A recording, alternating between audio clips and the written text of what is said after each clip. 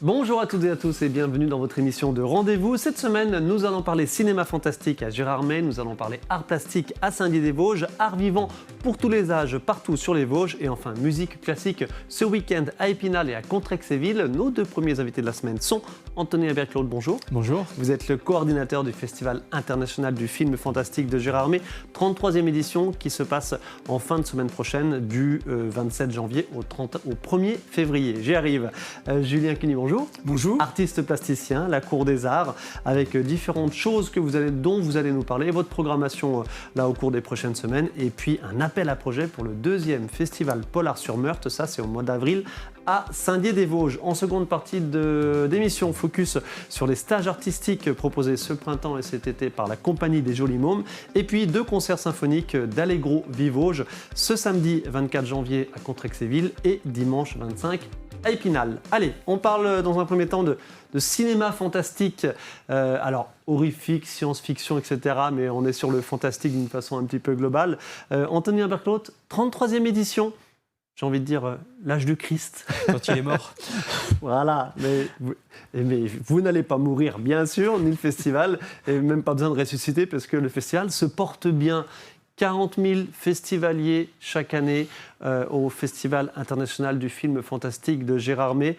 Comment se présente cette 33e édition? Anthony, pas mal de nouveautés à évoquer et je commence tout de suite par le fait qu'il y a un jour en plus.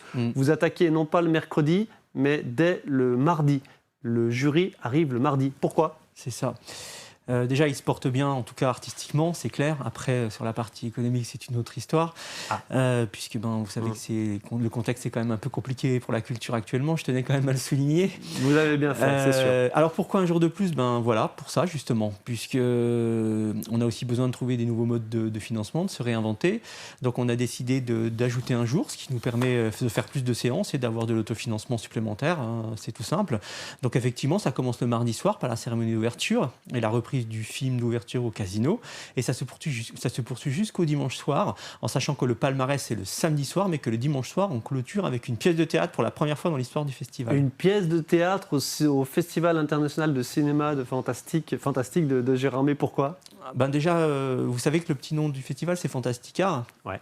Fantastica, ça veut dire Carrefour des arts fantastiques. Et depuis la première édition, en fait, le festival a toujours ouvert ses portes à tous les arts fantastiques, quels qu'ils soient. Alors oui, le cinéma reste le cœur du projet et la dominante, mais d'un autre côté, il y a toujours un peu partout en ville des animations gratuites, des expositions, il va y avoir une zombie walk, il y a des choses autour du maquillage, des produits dérivés, il y a plein de choses qui sont gratuites pour tout le monde. Un salon du livre, bien sûr, livre, BD, art graphique, etc. Alors pour le coup, ce ne sera pas l'Espace Tilleul, mais ce sera sur la place devant l'Espace Tilleul, c'est ça? Oui, ça fait partie des nouveautés que vous évoquiez.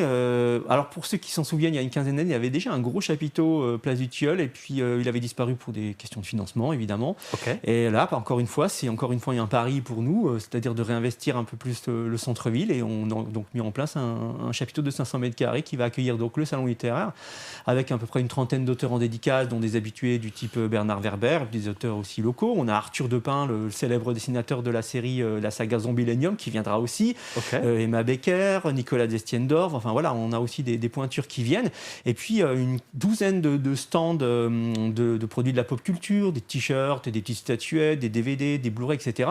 Le bar du festival avec sa terrasse, parce qu'on a fait une terrasse cette année avec des plaids et des transats. Donc il y a pas mal de choses à faire, même en famille. On voit quelques images de l'Espace Lac. Rappelez-nous les 4 salles de projection lors du festival. Espace Lac, Casino, la Maison de la Culture et des Loisirs et le Paradiso, qui est en fait la salle Jeanne d'Arc à l'année, mais rebaptisée Cinéma Paradiso pour faire hommage au cinéma et au célèbre film de Giuseppe Tornatore. Ok, allez, évidemment, l'Espace Lac dans ces salles de cinéma avec, on l'a dit, donc 40 000 festivaliers, forcément ça parle, et c'est tous en grande majorité des passionnés, mais il y a aussi du monsieur et madame tout le monde, parce que c'est un petit mot sur cette ambition aussi du festival. On parle de festival fantastique, horrifique, j'ai envie de dire principalement, mais loin de là, hein, vous allez aussi vers la science-fiction, vers le psychologique, le psychédélique, que sais-je. Oui, tout à fait. Fantastique ne veut pas obligatoirement dire horrifique. Quand vous ouvrez un dictionnaire du cinéma, il y a 13 sous-genres en fantastique, donc on a de quoi faire. Alors effectivement, on se tourne aussi vers des choses un peu plus de féerique, fantasy, etc. Alors oui, il y a des films durs, il y a des films d'horreur, il y a des films d'épouvante, parce qu'on a aussi un public qui aime ça, mais pas que. On a 3 films pour le jeune public, et puis plein d'autres choses qui sont accessibles à tous, en fait. Les films, on va voir quelques images de 3 des 9 films de la compétition officielle. Je vous propose de regarder quelques images du film Nervure, du film Welcome Home Baby, et puis du film Junk World. Voilà, 3 illustrations qu'on va voir qui illustrent justement un petit peu les différents genres, parce qu'avec Junk World, par exemple, qu'on va découvrir dans quelques instants, on est sur de l'animation pure et dure. C'est du stop motion même. Horrifique. Ouais. Non, c'est de la science-fiction. En fait. Ça se passe dans le futur, c'est l'histoire d'une expédition de clones, de cyborgs et d'humains qui vont explorer un empire et qui tombent dans une embuscade. Alors c'est le 2e volet d'un film qui s'appelait Junkhead, qu'on avait déjà passé. Alors là, on voit quelques images du film Nervure. Nervure, on est sur l'aspect un peu thriller psychologique, c'est ça ? Oui, c'est ça. En fait, c'est un film canadien. Donc c'est un film qui raconte l'histoire d'une femme qui s'appelle Isabelle et qui rentre chez elle dans une petite ville déserte dont elle est originaire. Et quand elle arrive, elle découvre en fait que ses parents sont décédés et qu'ils n'étaient pas au courant. Elle va essayer de savoir ce qui s'est passé. Ok, quelques images qui vont suivre de Welcome Home Baby. Un petit mot sur ce film aussi, si vous voulez bien. C'est juste un petit focus sur quelques films de la compétition officielle. C'est un film allemand, pour le coup. Donc là, l'histoire, c'est l'histoire d'une médecin urgentiste qui travaille à Berlin et qui hérite d'une maison de famille en Autriche et qui est complètement abandonnée. Et donc là, où elle a passé son enfance, et elle décide de retourner donc voir cette maison et elle va partir dans une sorte de voyage cauchemardesque à la poursuite de ses origines. Et on va finir avec quelques images de Junk World, dont vous nous avez parlé, un film d'animation. Non, j'ai dit horrifique, mais vous m'avez repris en disant bien science-fiction. Ok, allez, on va continuer à parler sur ces quelques images de Junk World. Un petit mot sur les animations autres dans le cadre du festival, le grand public. Il y a des rétromanias, des nuits spéciales. Oui, tout à fait. Trop de choses à dire, on n'a pas le temps, 7 minutes, clairement. On a effectivement les films de la compétition, les films hors compétition, puis on a aussi une rétrospective autour d'une thématique qui est cette année les masques. Ça s'appelle Bas les masques. On va repasser à peu près une dizaine de films où le masque joue un rôle très important. On peut parler effectivement de Scream, mais on va parler aussi de Phantom of the Paradise, le film de Brian De Palma, et puis voilà un certain nombre d'autres choses. On a aussi une section Rétromania. Le principe, c'est de passer des films qui sont restaurés en 4K et qui sont faits des films anciens et qu'on repasse. Avec La Famille Adams et avec Nosferatu de référence, évidemment, grand public pour le coup. Effectivement. Et puis on a 2 nuits décalées, on va dire. Enfin, en tout cas, le vendredi soir et le samedi soir, l'Espace Lac tourne quasiment non-stop en proposant 2 nuits avec des films un tout petit peu plus pour public averti, on va dire. Ok. Allez, juste une dernière photo, celle de Olga Kurilenko, à qui vous rendez hommage, avec notamment le film Alter Ego, qui sera en avant-première, un film français, franco-canadien, non français. Les réalisateurs, Nicolas et Bruno, oui. Ce sont des Français, on est d'accord. Juste qu'on voit la photo d'Olga Kurilenko, parce que voilà, c'est un personnage, un visage connu du cinéma du grand public, et qui a notamment tourné, j'ai envie de dire, surtout James Bond, voilà, elle est connue notamment pour cela. Quantum of Solace, c'était le James Bond. Allez, Anthony Humbert-Claude, merci beaucoup pour toutes ces infos. Le 33e Festival international du film fantastique de Gérard May, du mardi 27 janvier au dimanche 1er février. Tout ça, c'est à Gérard May dans les 4 salles dont on a parlé tout à l'heure. Merci beaucoup, Anthony. Merci. À tout vite. Julien Cuny, la Cour des Arts, c'est votre bébé du côté de Saint-Dié-des-Vosges, avec alors déjà une exposition qui commence ce vendredi et qui se poursuit jusqu'au 21 février. On va voir l'affiche. Un petit mot sur les artistes que vous allez recevoir. Eh bien, 3 artistes, 2 nancéennes et 1 déodacienne. Alors, elles sont toutes 3 d'origine étrangère. Et alors, j'ai appelé l'expo Bienvenue parce que bien souvent, en ce moment, les étrangers sont bien malmenés. On dit souvent qu'ils sont malvenus, donc c'est le contraire. Ils sont les bienvenus chez nous. Une exposition, une démarche engagée. Un petit peu, mais en tout cas, leur travail est très plastique, hein, évidemment. C'est pas un travail spécialement engagé politiquement, mais voilà, j'avais envie de le retrouver parce que leur imaginaire est quand même bien différent du nôtre et ça ouvre des portes vers d'autres Sur votre affiche, d'autres lieux. qu'on a vu, qu'on va peut-être voir, très végétal, très... Alors c'est oui, des il y en a collages, deux, c'est très des végétal, peintures. ouais, Dorota et Margarita, et puis la Corée avec Sue, qui est plutôt des personnages, mais à l'image un peu japonaise comme ça, où ils incarnent, enfin très contrastés. On ne sait pas s'ils sont gentils ou méchants, quoi. Voilà, en écho à Gérard Armé, parfait. Julien Cuny, donc l'exposition Bienvenue, peinture et collage, 3 artistes, c'est jusqu'au 21 février. Autre rendez-vous que vous nous proposez le samedi 31 janvier, c'est une nouveauté chez vous du côté de la Cour des Arts, un repas spectacle avec Mustapha Lagrigui, on va voir l'affiche également, c'est du stand-up. Pas d'extrait vidéo, ouais. Désolé, parce qu'il n'y en a pas vraiment... Peut-être qu'il se fait discret, il préfère qu'on le voit en live. Allez, un petit mot sur Mustapha Lagrigui. Eh ben nous, ce qu'on aime bien pendant les expositions, c'est d'inviter les gens à venir voir aussi autre chose, du spectacle vivant. Donc là, on teste... C'est ma femme et mes enfants qui l'ont vu à Reims, et c'est quelqu'un de Lens, et ils ont vraiment beaucoup rigolé.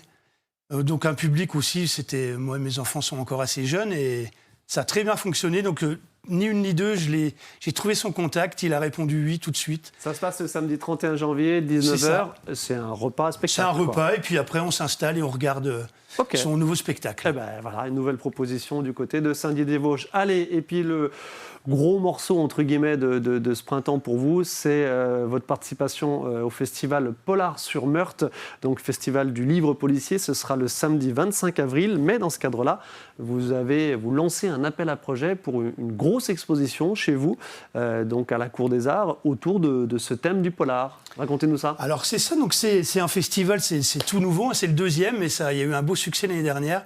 Et donc, moi, je m'occupe plutôt de la partie image, de la partie art, parce que sinon, il y a un gros chapiteau avec les auteurs qui dédicacent, notamment, il y a Hervé Commère, alors moi, je ne m'y connais pas trop en littérature, mais ça va parler, Hervé Commère, François Simon et Varese Valerio. Apparemment, c'est 3 grands auteurs qui fonctionnent bien en ce moment. Olivier Huguenot nous en reparlera ultérieurement. Vous l'inviterez, c'est très bien.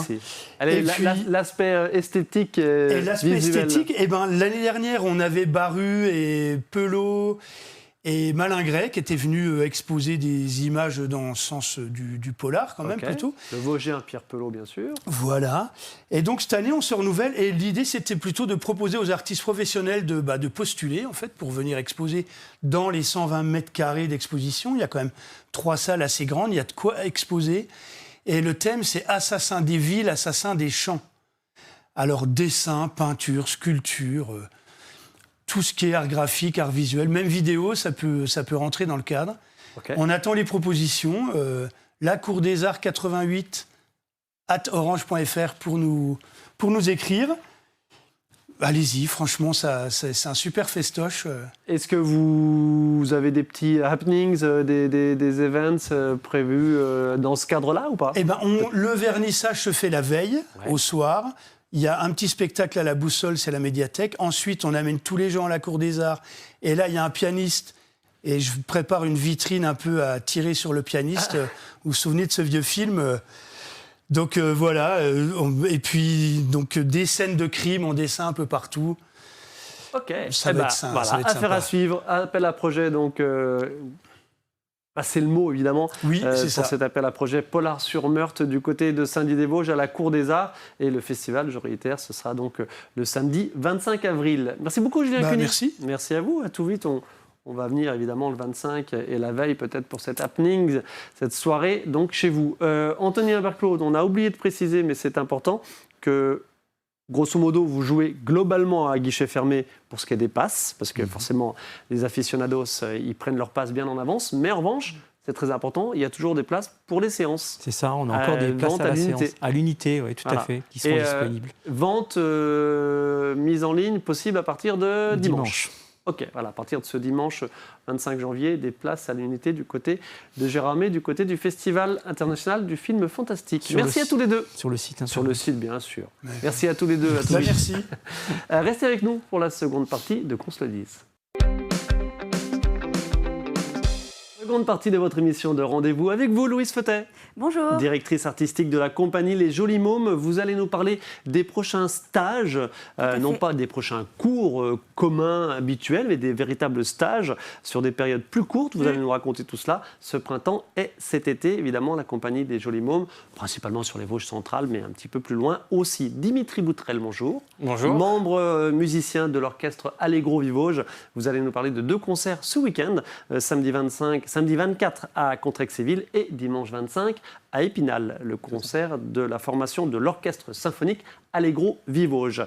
Louise Feutet, voilà, on est au mois de janvier, la saison 2025-2026 de votre compagnie des Jolis Mômes est déjà bien entamée, mais nouveauté, vous proposez des stages dans les prochaines semaines, les prochains mois.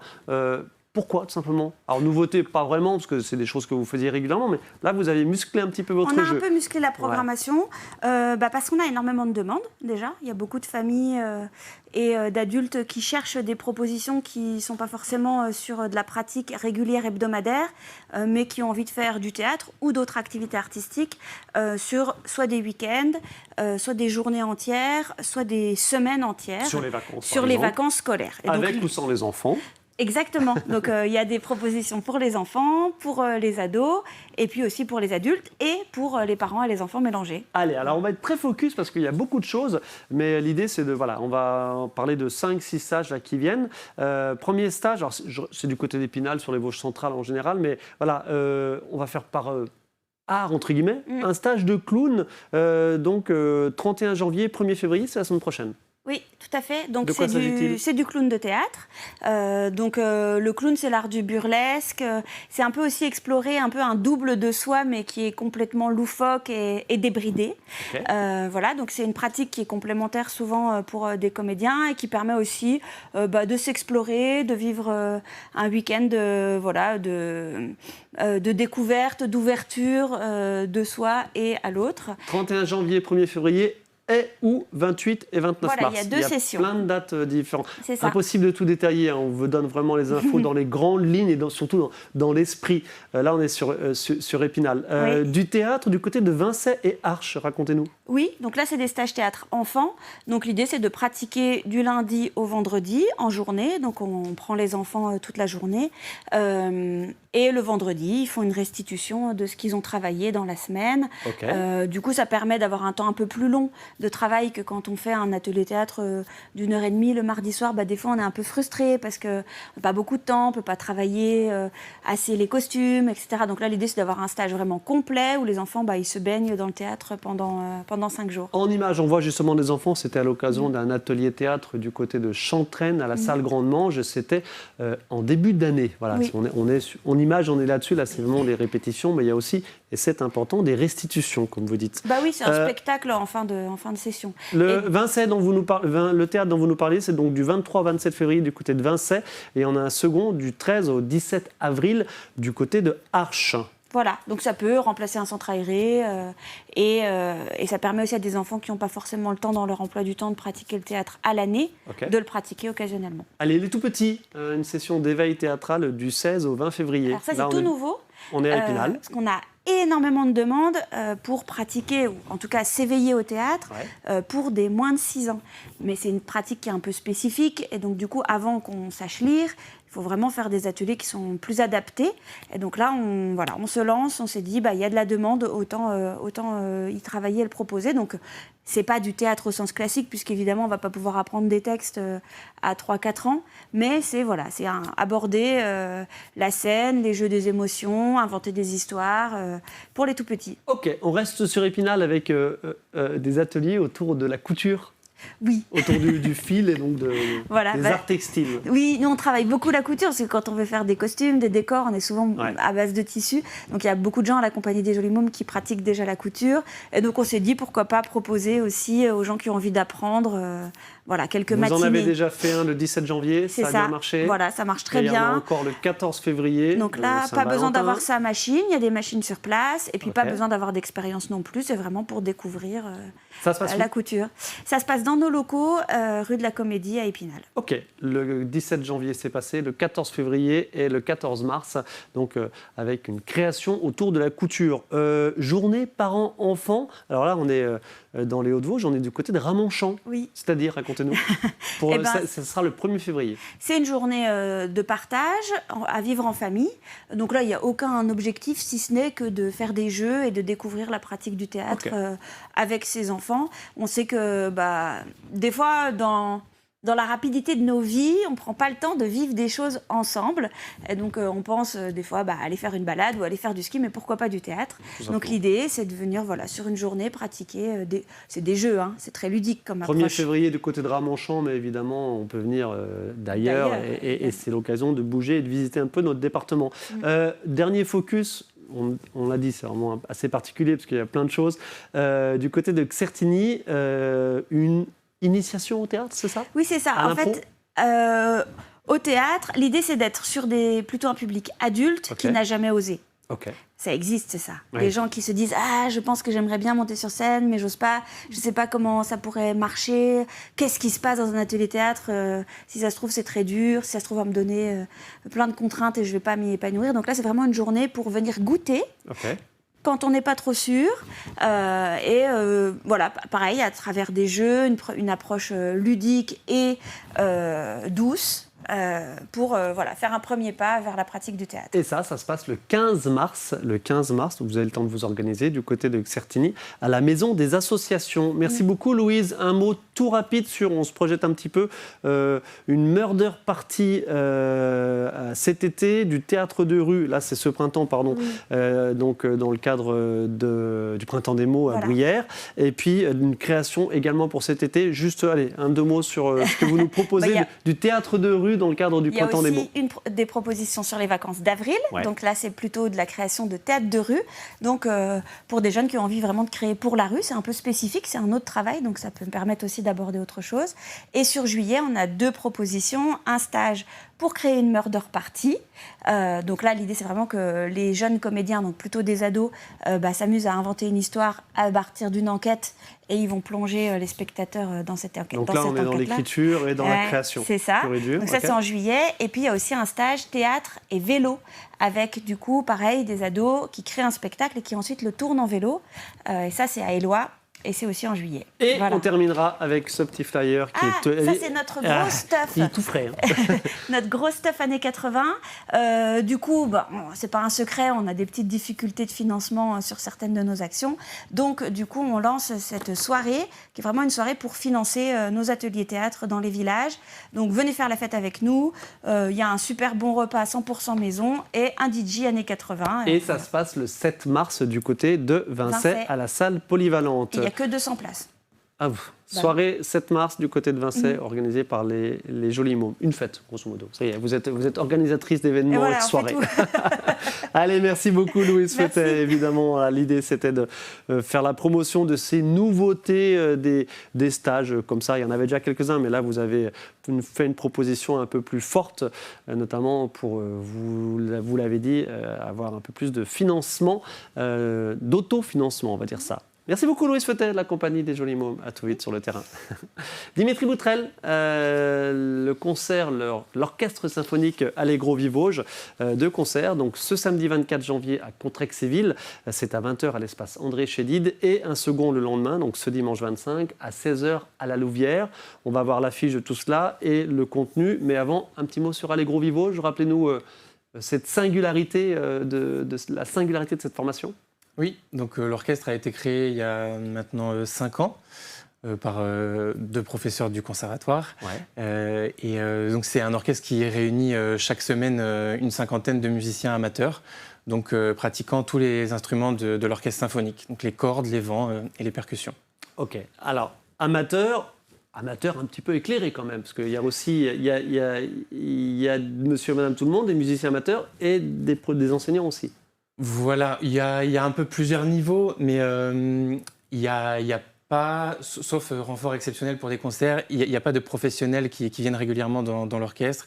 Et moi, qui suis professeur de trombone au conservatoire, j'y suis en tant que violoncelliste. Ah, donc voilà. pour ça que je suis amateur violoncelliste. J'avais pas tilté sur cette petite subtilité, effectivement. Voilà. Je pensais que vous jouiez aussi du trombone dans l'orchestre. J'y suis au violoncelle en tant qu'amateur. Et puis un peu chef d'orchestre aussi. Non, je dirige quelques répètes, mais je dirige ouais. pas de concert. Ah, allez, ouais, on vous a vu officier en répétition, effectivement. Allez, un petit mot sur ces deux premières propositions de l'année. D'ailleurs, ce sont les concerts du Nouvel An.